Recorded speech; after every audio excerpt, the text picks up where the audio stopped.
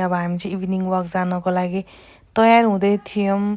आज चाहिँ हामी कहाँ जाने भनेर सोचेको, अनि यसो सोच्दाखेरि गट्ठाघरमा त्यो फुटबल चौर छ नि त, अनि त्यहाँ जाऊँ भनेर सोच्यौँ। अनि त्यहाँ बाबा छोरीहरू उहाँ खेल्न लागिसक्नु भएको छ। त्यहाँ त कत्रो ठुलो फुटबल ग्राउन्ड छ नि त, अनि एकदम रमाइलो हुन्छ। अनि म पनि हिँड्दैछु, ल अब हामी एकछिन भए पनि हिँडौँ भनेर हिँडेको। अनि म पापा छोरीलाई रेस खेल्नु पऱ्यो भनेर उहाँ रेस खेल्न लाग्नुभयो। अनि हामी सानो छोरी र म चाहिँ यत्तिकै गफ गरेर बसिरहेको थिएँ। अब उसले त भुइँमा के चलाउने कुरा पाएपछि त मुखमा हाल्नलाई मौका छोपिहाल्छ। अनि कसरी हालौँ भनेर सोचिरहेको छु।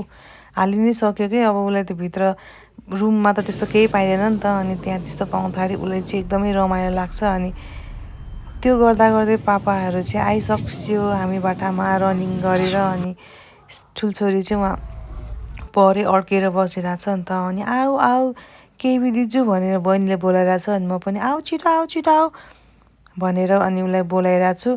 अनि त्यसपछि पापा कति रमाइलो भयो है, रनिङ गरेर भन्दैछन् पापा छोरी चाहिँ। अनि म चाहिँ यत्तिकै बसिरहेको थिएँ छोरीसँग। अनि पापाले चाहिँ होइन जाउँ अब हामी पनि, तिमी पनि हिँड भन्नु लाग्नुभयो। अनि हामी सबैजना हिँड्नतिर लाग्यौँ। हिँड्ने रेस खेलिरहेको थियौँ हामीले चाहिँ, किनभने अब अलिकति भयो नि फास्ट हिँड्यो भने अलिकति आफ्नो ज्यान पनि घट्छ नि त, यत्तिकै बसिरहनुभन्दा भनेर हामी हिँड्यौँ। अनि त्यहाँनिर बस्ने ठाउँ पनि रहेछ, किनभने त्यो त स्टेडियम हो नि त। अनि हामी एकछिन त्यहाँ पनि बस्यौँ। अनि कस्तो शीतल हावा आइरहेको थियो। अनि मैले चाहिँ ठुल्छोरीलाई तिमीलाई आज रमाइलो भयो त भनेर सोधेँ, किनभने स्कुलमा पनि उनीहरूलाई त कहिले ड्यान्स, कहिले चाहिँ नि एक्सर्साइजहरू, जिम्नास्टिकहरू के गराइरहन्छ क्या। अनि उसलाई थकाइ लागिरहेको हुन्छ। अनि स्कुलमा अब साथीहरूसँग त्यही त हो नि, स्कुलमा खेलिन्छ, दौडिन्छ, यता गर्दा उता गर्दा। अनि बच्चाहरूलाई थकाइ लागिरहेको नै हुन्छ। अनि फेरि हामीसँग पनि हिँड्छ नि त ऊ। अनि म चाहिँ अनि बेबी तिमीलाई थकाइ लाग्यो भनेको, होइन कहाँबाट थकाइ लाग्नु भनेको, त्यहाँ पापाले चाहिँ गोल हानिस्यो, फुटबल खेलिस्यो बच्चाहरूसँग। अनि त्यहाँ सानो छोरीलाई चाहिँ अनि पापाले पुलअप गराउन लगाइस्यो। ऊ चाहिँ फेरि रमाउँदै थियो, उसलाई फेरि त्यस्तो कामहरू बच्चाहरू रमाइलो हुन्छ नि त। पापालाई पनि फेरि त्यस्तै गराउन आउँछ कि बच्चाहरूलाई, मलाई चाहिँ आउँदैन, मलाई त झ्याउ लाग्छ त्यस्तो है।